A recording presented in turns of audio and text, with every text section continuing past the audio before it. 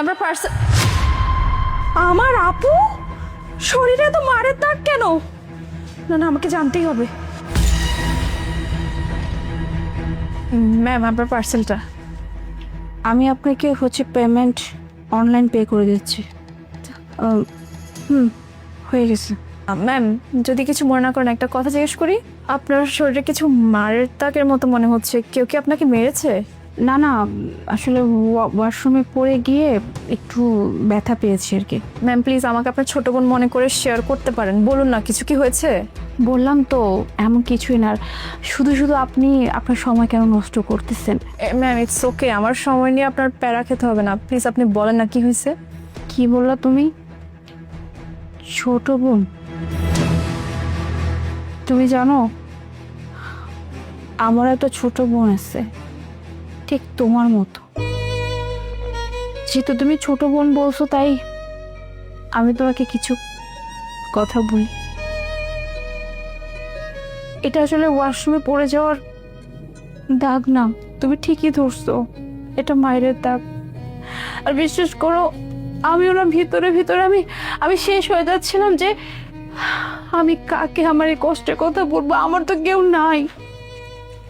অবশ্য জানো, আজকে আমি যে জায়গায় আছি এটা সম্পূর্ণ আমি নিজের জন্য আছি। আমার একটা পরিবার আছে জানো, আমার মা আছে, বাবা আছে, ছোট্ট একটা বোন আছে। অনেক ভালো ছিলাম।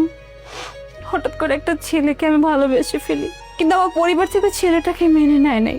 আমি যখন বাবাকে বলছি যে আমি ওই ছেলেকে বিয়ে করব, আমার বাবা ডিরেক্টলি বলে দিয়েছে ওই ছেলের কাছে নাকি আমাকে দিবে না, কারণ ওই ছেলেকে নাকি তার ভালো লাগে নাই।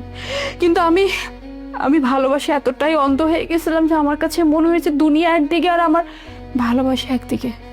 আর আর এই কথা ভেবে আমি জীবনে সব থেকে বড় ভুলটা করি। একদিন আমি রাতের আধারে আমার মা বাবার সম্মান, আমার ছোট বোনের সম্মান সব কিছু বিসর্জন দিয়ে আমি ওই ছেলের সাথে পালিয়ে আসি।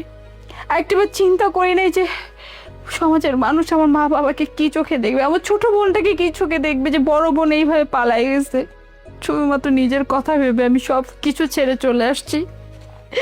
তারপরে ছেলেটাকে বিয়ে করে জানো, কিন্তু 2 মাসের মাথায় ওই ছেলের আসল রূপ আমি দেখতে পাই। কারণ ওই ছেলে ভাবছিল যে আমার হাজবেন্ড, যে আমি বাড়ি থেকে যখন আসবো অনেক টাকা পয়সা অনেক গয়নাগাটি নিয়ে আসবো, কিন্তু আমি তো কিচ্ছু নিয়ে আসি না। আমি তো জানতাম ওই ছেলেটা আমাকে ভালোবাসে।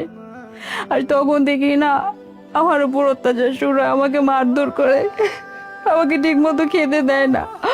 এখন আমি বুঝতে পারতেছি আমি আমার পরিবারের মানুষের সাথে কত বড় অন্যায় করছি। কথায় আছে না, কাউকে কষ্ট দিয়ে কেউ কখনো ভালো থাকে না। আমি তো আমার মা বাবা আমার ছোট বোনটাকে কষ্ট দিচ্ছি, তাই আজকে আমার এই অবস্থা। কিন্তু বিশ্বাস করো, আমার তাদের কথা অনেক মনে পড়ে জানো।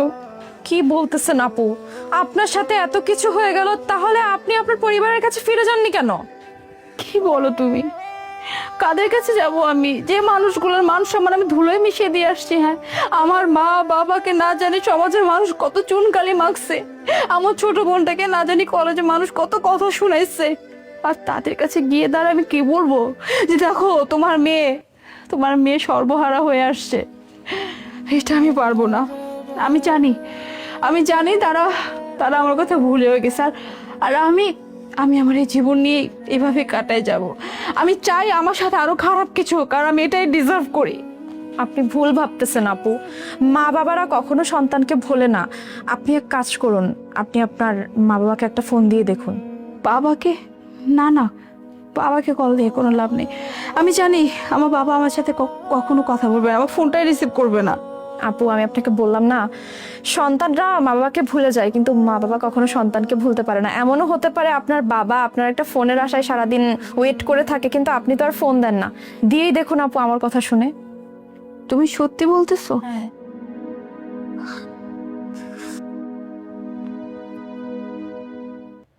হ্যালো বাবা।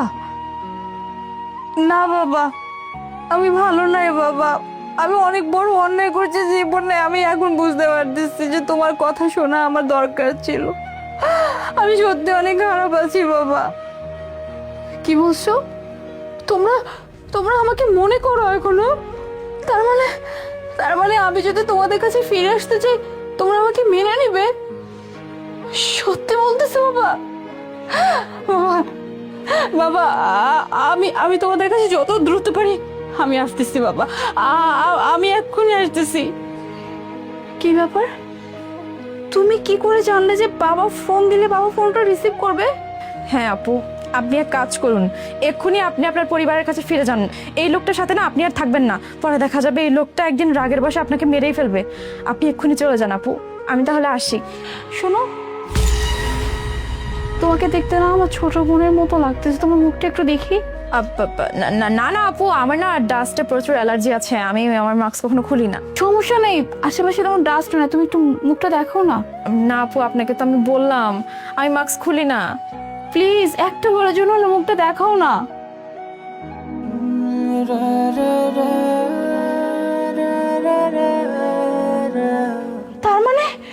তার মানে এতক্ষণ তুই ছিল? নদী, নদী তুই দেখতে পাচ্ছিস তো আমি একদমই ভালো নাই রে। আমি তোদের সাথে অন্যায় করে আমি নিজে শাস্তি পাইতেছি। আমি এখানে একদমই ভালো না। বাবা বাবা বলছে আমাকে যেতে, তুই এক কাজ কর, মা বাবার কাছে আমাকে নিয়ে চল। আপু, তুমি এতদিন কেন আমাদের কাছে ফিরে যাওনি? কেন এতদিন তুমি এই লোকটার সাথে থেকে এভাবে মার খেয়েছো? কিভাবে মেরেছে তোমাকে? একটা জানোয়ারের মতো মেরেছে। আপু, তুমি এক্ষুনি আমার সাথে চলো।